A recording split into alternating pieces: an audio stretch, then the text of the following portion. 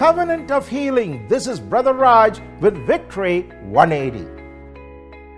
ସୁସ୍ଥତାର ନିୟମ ମୋ ଭାଇ ରାଜ ଭିକ୍ଟରି 180 ସହିତ The Bible says, if you will diligently listen to the voice of the Lord your God and do what is right in his eyes and give ear to his commandments and keep all his statutes, I will put none of these diseases on you that I brought on the Egyptians, for I am the Lord your healer.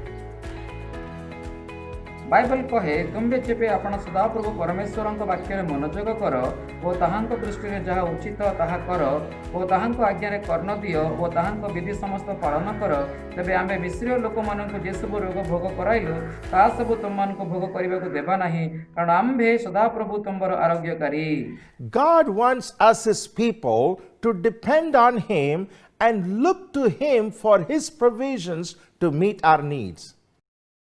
ପରମେଶ୍ୱର ଚାହାନ୍ତି ଯେ ଆମେମାନେ ତାହାଙ୍କ ପ୍ରତି ଦୃଷ୍ଟିପାତ କରିବା, ତାହାଙ୍କ ପ୍ରତି ଅନେଇବା ଆମମାନଙ୍କର ସମସ୍ତ ଆବଶ୍ୟକତା ପୂର୍ଣ୍ଣ କରାଯିବା ପାଇଁ।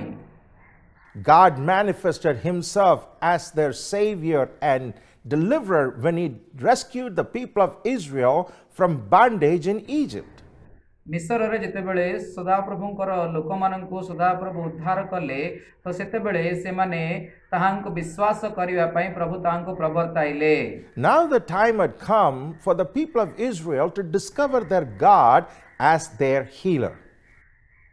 ଏ ପ୍ରକାର ସମୟ ଉପସ୍ଥିତ ହେଲା ଯେ ଈଶ୍ୱରଙ୍କ ଲୋକମାନେ ତାହାଙ୍କୁ ଆରୋଗ୍ୟକାରୀ ଭାବରେ ଉଦ୍ଭାବନ କରନ୍ତୁ। So God brings them to a body of water called Mara, and the waters were bitter. ପରମେଶ୍ୱର ତାହାଙ୍କୁ ଏକ ଜଳ ନିକଟକୁ ଆଣିଲେ, ସେ ଜଳର ନାମ ମାରା ଥିଲା, ତାହା ତିକ୍ତ ଥିଲା। So God instructed Moses to throw a tree into the water, and the waters were miraculously healed. ତେବେ ପରମେଶ୍ୱର ମୋଶଙ୍କୁ ଆଜ୍ଞା ଦେଲେ ଗୋଟେ ଗଛର ଡାଳ ପକାଇବା ପାଇଁ, ଆଉ ସେହି ପାଣି ଆଶ୍ଚର୍ଯ୍ୟଜନକ ଭାବରେ ସୁସ୍ଥ ହେଲା। And there God entered into a covenant of healing with them and revealed himself to them as their healer. ସେହି ସ୍ଥାନରେ ପରମେଶ୍ୱର ତାହାଙ୍କ ସହିତ ଏକ ନିୟମ ସ୍ଥାପନ କଲେ ଏବଂ ଆରୋଗ୍ୟକାରୀ ଭାବରେ ତାହାଙ୍କୁ ସେ ଦେଖାଦେଲେ। The Bible says God will not break his covenant. So today when we come to God for our healing, we should know that he is a covenant keeping God and he is our healer. ପରମେଶ୍ୱର କହନ୍ତି ଯେ ତାଙ୍କର ପ୍ରତିଜ୍ଞାକୁ ସେ ଭାଙ୍ଗିବେ ନାହିଁ, ସେ ଆମମାନଙ୍କର ପ୍ରତିଜ୍ଞା ରକ୍ଷାକାରୀ ପରମେଶ୍ୱର। ଆମମାନେ ତାହାଙ୍କ ନିକଟକୁ ଆମମାନଙ୍କର ସୁସ୍ଥତା ନିମନ୍ତେ ଆସିବାକୁ ପଡ଼ିବ।